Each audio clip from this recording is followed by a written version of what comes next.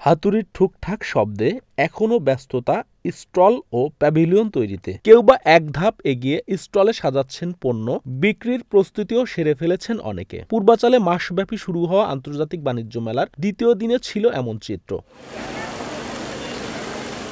এ নিয়ে চতুর্থবার পূর্বাচলের Bangladesh China friendship exhibition সেন্টারে চলছে এই মেলা। শুরুর দিকে দর্শনার্থীদের সমাগমও খুব একটা চোখে পড়েনি। যারা এসেছেন এদিক ওদিক ঘুরে দেখছেন মেলায়, তারা বলছেন প্রথম দিকে শুধু স্টল ঘুরে দেখার জন্য আসা, কেনাকাটা শুরু হবে মাঝামাঝি সময় থেকে। তবে মেলায় অংশ নেয়া ব্যবসায়ীদের প্রত্যাশা দ্রুতই শেষ হবে প্রস্তুতি। এবার কোনো কিছুতেই ঘাটতি রাখা হয়নি। দু একদিনের মধ্যে সরগরম হয়ে উঠবে মেলা প্রাঙ্গণ। এবারের আসর গতবারের তুলনায় আরও বেশি জমবে বলে প্রত্যাশা করেন ব্যবসায়ীরা।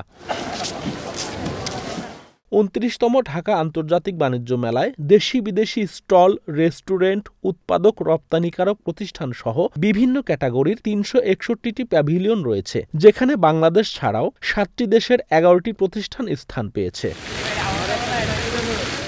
মাসব্যাপী এ বাণিজ্য মেলা চলবে প্রতিদিন সকাল ১০টা থেকে রাত ৯টা পর্যন্ত।